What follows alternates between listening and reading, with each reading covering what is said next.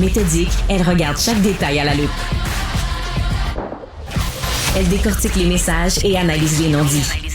Karima Brick. Et on se transporte maintenant du côté de Paris avec les Jeux olympiques. Vous savez, c'était un défi colossal d'assurer la sécurité, bien sûr, pour la cérémonie d'ouverture. Ça, c'était l'immense défi parce qu'il fallait sécuriser plusieurs kilomètres aux abords de la Seine. Une cérémonie comme celle-là, hors d'un stade sécurisé, ça n'avait jamais été fait. Donc, on peut dire que tout s'est bien passé. En tout cas, on va en parler dans un instant avec mon invité parce que c'était vraiment un des plus gros défis, mais ce n'est pas terminé parce que les Jeux viennent de commencer, ça fait seulement quelques jours.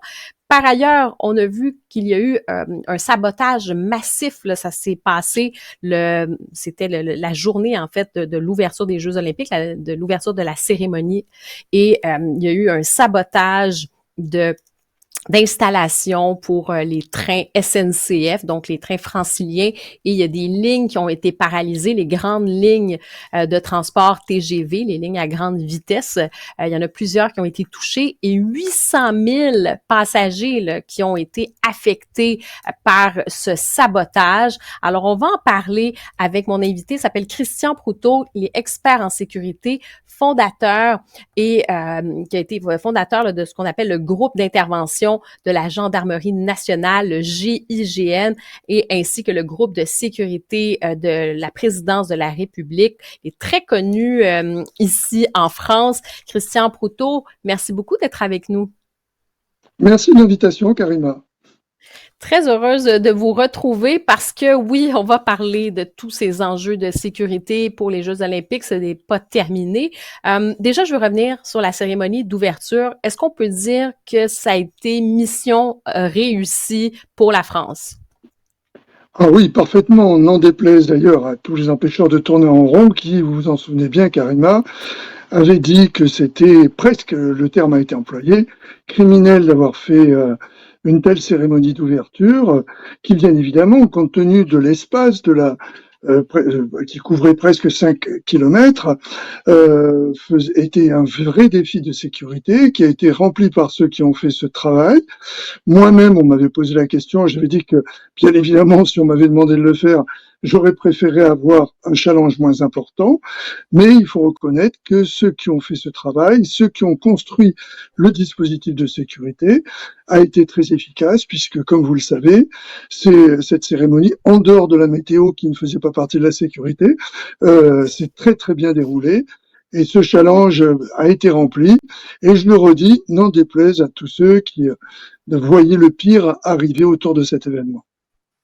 C'est vrai que faut se remettre un peu dans le contexte que les gens nous écoutent, du Canada, du Québec, et ils se disent, eux, ils ont vu la magie, ça se déroule à Paris, on voit la scène, on voit des bonnes humeurs, comme si de rien n'était, comme on dit, ça passe crème, il y a aucun problème, mais c'était un défi incroyable, franchement. Puis c'est vrai qu'il y avait eu différentes sorties. On avait entendu effectivement là, certains disaient c'est presque criminel de faire ça. Pourquoi, en fait? Parce qu'il y a quand même des enjeux là en France. Il y a la menace terroriste, il y a plusieurs menaces quand même qui existent. C'est quoi les principales, disons, les principaux défis pour la sécurité des Jeux olympiques là, pour les forces de l'ordre en ce moment en France? Alors, le principal défi est la situation internationale, bien évidemment, ce qui est le cas à chaque fois. Rappelez-vous ce qui s'était passé tragiquement en 1972 à Munich, et qui a d'ailleurs été, vous le rappeliez, à l'origine du GIGN. Il y a bien évidemment les enjeux internationaux qui sont importants, la situation exogène, c'est-à-dire en dehors de la France, mais également la situation endogène, c'est-à-dire à l'intérieur de la France. Et on le sait, il y a eu en France des événements qui ont jamais été simples, à la fois du côté de ce qu'on a pu qualifier un terrorisme écologique, hein, qui avait regardé ce qui s'est passé autour des activistes sur les bassines en particulier, donc un problème bien spécifique de l'agriculture, mais également, on le sait, au niveau de nos banlieues qui ont été pendant des années un peu livrées à elles-mêmes. Donc il y avait une situation propre à la France qui faisait que cet événement pouvait faire, pour des gens qui avaient décidé de faire parler d'eux, un lieu, une scène euh, intéressante pour pouvoir se manifester, se faire remarquer. Alors, bien évidemment, pour ceux qui sont en charge de la sécurité, le plus important, c'est d'abord le travail en amont, anticiper la crise. Vous comprenez bien que tout dispositif que vous pouvez mettre en place, ce dispositif, s'il est pris en défaut parce que vous n'avez pas envisagé quelque chose, eh bien, il se retrouvera en dernière ligne, le dispositif, et là, on est face à la crise et c'est plus difficile à gérer.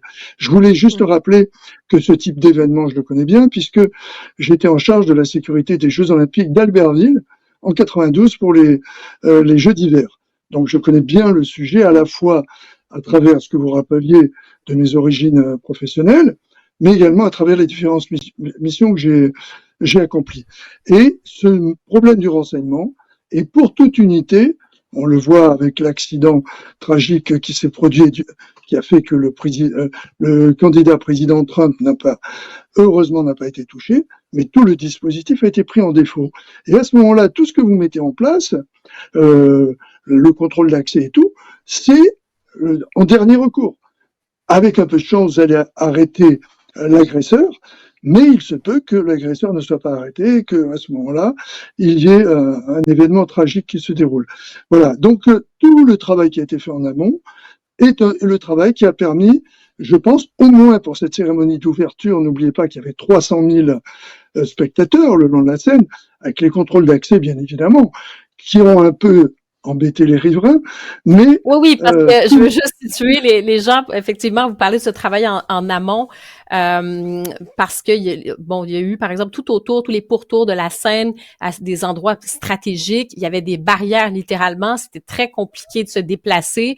Il y avait certaines zones, même, il fallait avoir, là, pour en tout cas, se déplacer, même pratiquement des QR codes, là, pour rentrer dans des zones restreintes. Là, on s'entend, c'était pas partout. Mais il y avait quand même des barrières sur plusieurs kilomètres. Alors, ça complique quand même. Et encore aujourd'hui, il y a des points d'accès. C'est la ville, circuler en ville, c'est quand même pas si simple que ça. Donc oui, pour les Parisiens, c'est une épreuve, non pas olympique, mais une épreuve quand même de patience. Mais sur le résultat, ça fait en sorte quand même que effectivement, il n'a pas eu d'anicroche, disons-le ainsi. Oui, moi je crois qu'il faut se féliciter et je crois que tous ceux qui ont ronchonné, hein, vous connaissez le tempérament, je sais bien Karima, vous connaissez bien le tempérament français qui ronchonne, qui est jamais content de tout et de rien, et surtout quand on empiète un petit peu ce qu'il considère comme sa liberté, surtout pour les Parisiens qui ont déjà assez de problèmes avec toutes les modifications de tracés qui sont faits par la mairie de Paris. C'est sûr que mettre à l'intérieur de Paris, on le voit avec le Grand Palais, on le voit avec la Concorde, on le voit avec les différents sites, parce que bien évidemment, il y a des sites qui sont extérieurs à Paris, mais les sites qui sont intérieurs à Paris, on doit maintenir ce périmètre qui, bien évidemment, complique la vie de tout un chacun. Mais malgré tout, ça s'est bien passé, et je crois que tout le monde en est très fier. Alors après avoir eu les ronchons, on va avoir tous ceux qui sont ceux qui gagnent après la guerre. Ah, voilà. Ben, je veux quand même qu'on ait le temps de parler. Il y a une chose, par contre, qui s'est pas très, très bien passée, mais là encore, ça s'est réglé extrêmement rapidement. Il faut dire qu'il y a des travailleurs qui ont travaillé vraiment jour et nuit là-dessus. Ce sabotage des fibres optiques, là, il y a eu des câbles, en fait, de fibres optiques qui ont été sabotés pour les trains de la SNCF. Ça a paralysé le transport. En fait, il y a 800 000 personnes qui ont été affectées pendant le week-end. Où en est-on avec l'enquête, là? Est-ce qu'on en sait plus sur ce sabotage? Alors, d'abord, sur les causes, entre guillemets, le fait qu'il n'y ait pas eu d'anticipation sur cette attaque coordonnée. Il ne faut pas oublier qu'il y a 4 nœuds ferroviaires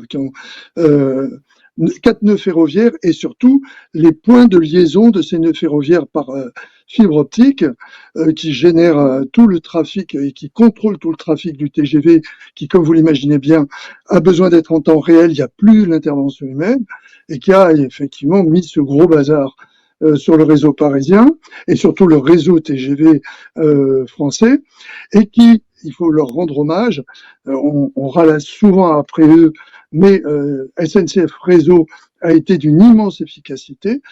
Or, puisque vous posez la question, pourquoi on n'a pas anticipé ce type d'action? Malheureusement, le réseau ferré est quelque chose de très très compliqué, de très vaste, et il est possible avec des informations, et c'est ce que va à mon avis montrer l'enquête, de voir à quel endroit certains points peuvent être sensibles et stratégiques et peut-être pas assez n'ont pas été assez protégés. Par rapport à la réactivité que l'on aurait pu avoir, je crois qu'il y a eu, comme on dit souvent, même si une raquette a plein de trous, un trou dans la raquette, qui a été le fait qu'on n'a pas pensé que le réseau pourrait être touché par des informations qui ne pouvaient être connues que des gens de l'intérieur. Donc, quand on fait du renseignement, ce renseignement, on le fait avec un objectif précis et on met des mots-clés, parce que vous imaginez bien, Karima, que compte tenu du nombre d'informations qui circulent sur les réseaux, on ne peut pas avoir quelqu'un qui surveille un réseau particulier. Donc, ces mots-clés sont en fonction d'une menace potentielle. Et je pense qu'on était passé à côté la menace potentielle de ce type d'action, de sabotage, en particulier sur le réseau ferré. Heureusement, la SNCF a des agents qui ont été très efficaces, et vous le savez, une équipe a pu intercepter une des 4 équipes. Mais est-ce qu'on a une idée, ouais. Mais est-ce qu'on a une idée dans l'enquête? Parce que bon, il y a toutes sortes de choses. Certains disent, bon, est-ce que ça peut être, je sais pas, de la déstabilisation étrangère? Est-ce que ça peut être une menace d'ultra-gauche? Est-ce qu'on en sait un peu plus dans l'enquête? Écoutez, il semblerait, d'après les informations, que l'on soit plus près de l'ultra-gauche que d'une menace étrangère. Sauf si cette menace étrangère, ce qui arrive souvent, a pu manipuler un groupuscule d'extrême gauche, nihilistes, vous les connaissez, on en parle souvent, qui sont contre tout, en particulier une modernité qui, soi-disant, pas que soi-disant, si elle est mal faite, peut atteindre à la planète, et qui préfèrent aller en vélo que tout d'un coup avoir un TGV, alors qu'un TGV c'est propre. Mais il n'empêche que ces équipes-là, elles sont malheureusement européennes. On a beaucoup, vous le savez, les Black Blocs en France ne sont pas faits que de Français, ils sont faits également d'autres personnes venant d'Europe qui ont le même objectif, déstabiliser nos démocraties, considérant que ces démocraties, par une évolution permanente de modernité, amènent la planète à sa perte, et qui, au nom de sauver la planète en leur nom, sont prêts à n'importe quoi. Je voudrais quand même rappeler qu'avoir touché à ce réseau atteignait également la sécurité des TGV, puisque un TGV qui roule à 300 km/h, c'est pas le chauffeur du train qui peut intercepter le signal, c'est la machine qui reçoit l'information à la vitesse de la lumière.